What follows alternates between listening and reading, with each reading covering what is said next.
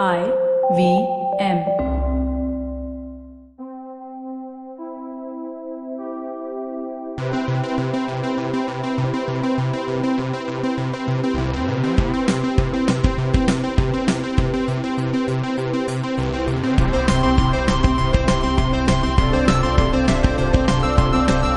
Hello and welcome to the Geek Fruit Bulletin. There are 3 of us in Geek Fruit, Jishnu, but sometimes on these episodes there's only 2 of us, so sometimes it's 2s and not 2s.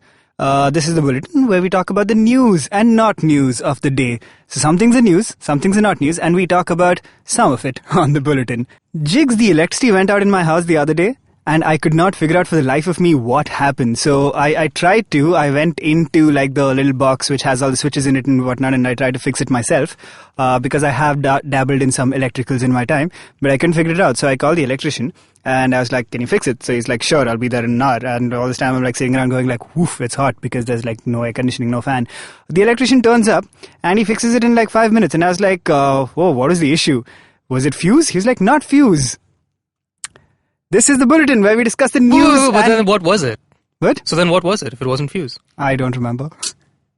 And it's irrelevant because you lead me down this winding road only to lead me astray. I'll tell you what it was. I hadn't paid the bill. Like I had not paid the bill. Weak dog. I forgot to pay my electricity bill is what I'm trying to tell you. So I'm wearing my t-shirt tucked into my jeans. All right. I've been doing this for the last 3 days. What have the comments on the street been? Well, I've been at home. Okay. So what have the comments at home been? I see myself in the mirror and I give myself a solid thumbs up. All right. But yes. There's the danger of looking like an uncle. Now, do uncles tuck their t-shirts into their pants? I didn't know that. People haven't tucked their t-shirts into their pants since like the 70s. So I don't think so. By definition, if you're still doing it, or if you're doing it because it's what you're used to, it's because you're a fucking Why did you uncle. start doing it? Because I'm an agent of chaos, I thought.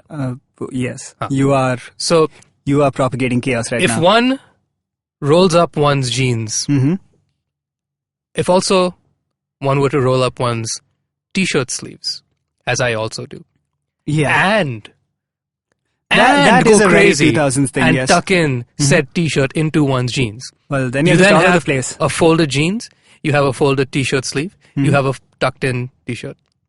Is this too much, or is this just enough? You're mixing a lot of eras. Like rolled up t-shirt sleeves was early 2000. Well, actually late 2000s and early 2010s thing.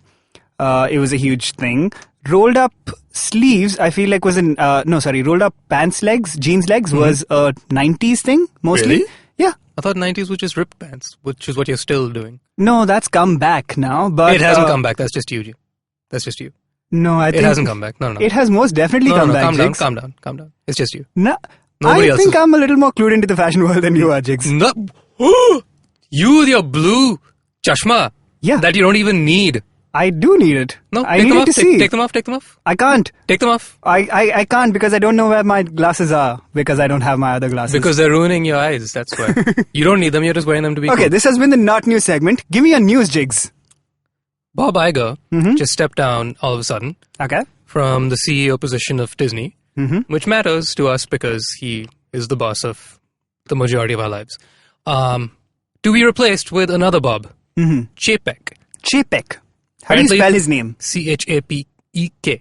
Chapek. Chapek. And Bob Iger's been around for what, like 15, 20 years? He's been, CEO for 15, 20 years and then been in the company for... So he oversaw like the buying of Marvel and the buying of Fox and exactly. Pixar as well, I believe. Probably.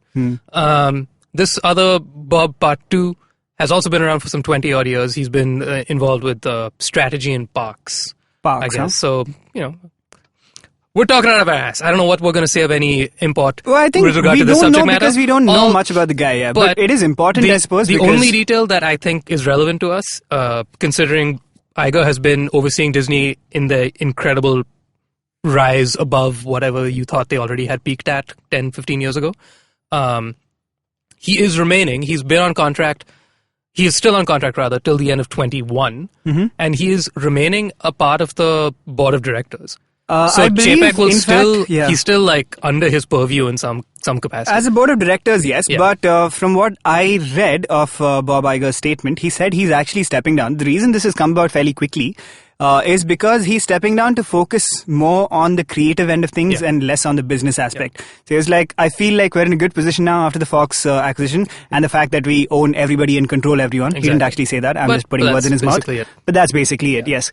And in he's fact, like, I don't have more businessing to do. Now I just because all the business is mine. Now, like, essentially, he's like bought everything, turned to this JPEG guy and say, like, here, figure out the balance sheets. I'm just going to go and make... I'm going to go renovate the hotels while you just take care of the I suppose so. So he's focusing on creative things. Yeah. So I guess it's important in a way because Bob Iger has overseen like the revival of Disney essentially, and they're taking over of the world. Yeah. But also it doesn't matter because screw all those guys and screw Disney. Yeah. It sucks. Freaking Disney. Disney India blocking critical content on Hotstar. Bullshit. God damn you. This is a problem when you own everything and you're still scared of governments. Come on, man. Disney's more powerful than any government. They can do anything they want. And yet they listen to our government. Anyway, that was one piece of news. Let me give you this next piece of news. Jurassic World 3. I forgot that there was a Jurassic World 2. Yeah. What was it called? World of Tomorrow. I genuinely don't recall. Fallen Kingdom. Fallen Kingdom. Yes. That was a Haunted Mansion vibe, no? It was a Haunted Mansion vibe. Yeah, they had some auction for like the super dinosaur. Why is there always a super dinosaur? This movie better not have a super dinosaur. A super dinosaur? Because remember, like in the first Jurassic World, they're like, we've made our own man-made dinosaur. What was it called? It was something like Unobtainium, like an Indominus Rex. Well done. Right? Yes, that's exactly what it was. I got it because of that word association I have in my mind of like, as dumb a name as Unobtainium. It's an Indominus Rex. You also play crosswords every damn day. Here's the news. Huh? I don't play crosswords, and I don't know how they work. Well, that is, but you that's think news, that, right? yeah, I suppose it's news. Yeah. But yes, they're currently shooting the third one. Yeah. They just started. Well, yeah, they just started. And apparently, Colin Trevorrow put up a set picture. Yeah. And the title is Jurassic World Dominion. Okay. Weird. Sure. Does this mean the Indominus Rex comes back? Because this is Dominion. Don't do that. Because wasn't the second movie the exact same plot of like, we're building another super guy? Yes, essentially. And now we're selling it. Yeah. As opposed to we're keeping it in the park. Now we're just going to sell it. Come on. Jeez. You'd think they'd learn at this point. I can't believe we've hit a new trilogy of Jurassic movies. And I am famously forgiving of anything with dinosaurs or Godzilla's in it. Sure. It's like, is there a Godzilla in your movie? I like it. And even I didn't care too much about the Jurassic Worlds. I still think like the first one was fine. It was fun. First one worked only because the dinosaurs was good. In the second one, not as much fun dinosaurs. I wouldn't say if the dinosaurs were did it for me. I think it was just purely on, this is the first time I'm getting the nostalgia kick. Second time around, they tried even harder because I think the first time around, the nostalgia kick was just mainly in the score and a couple of very throwaway, like, oh my god, there's Mr. DNA in the background, right? Out of focus. So like the nostalgia was light, yet it was the first time you were hitting me with it. So it's like, oh my god, feels.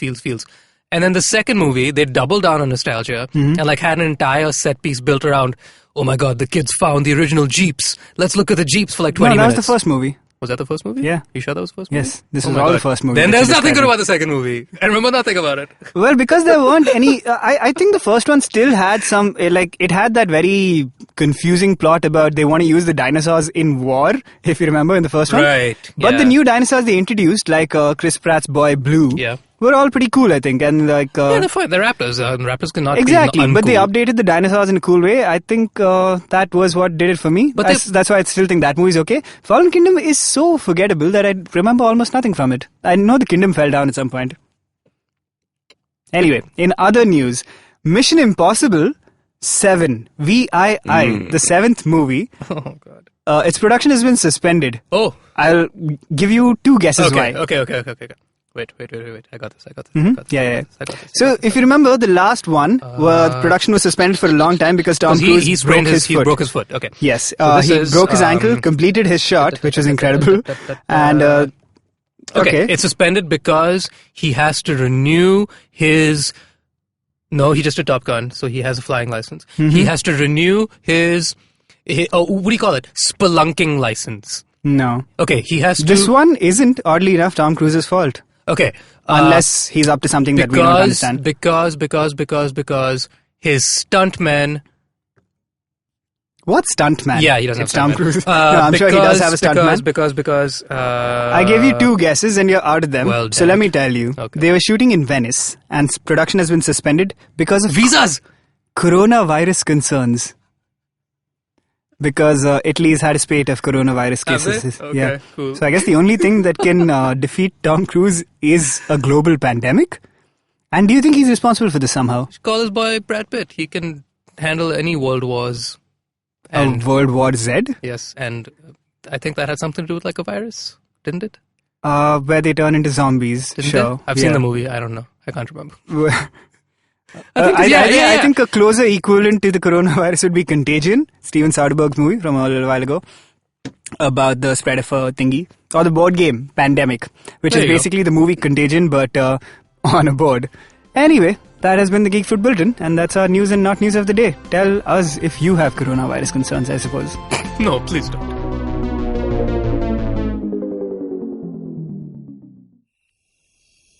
Do you have a night routine? Well, everyone has one. And the to-do list usually looks like this. Brush your teeth, set that alarm, get into your pajamas, and switch off those screens. But here's one more to add to that list. Tune into the Positively Unlimited podcast for a dose of positive action and tips on how to build powerful mindsets. Episodes out every Monday on the IVM Podcast app, ivmpodcast.com, or wherever you tune into podcasts.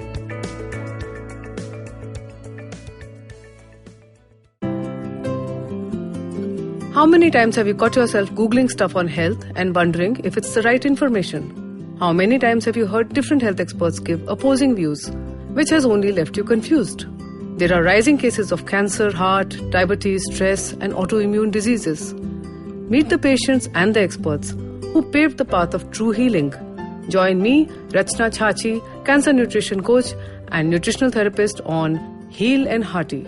I take you through my own journey of recovery from an incurable disease and the journey of so many others who healed only via nutrition and holistic healing. Find the answers you seek for what's good for your health and what's good for your soul. You can listen to us on the IVM Podcast app or ivmpodcast.com. Don't forget your date with good health.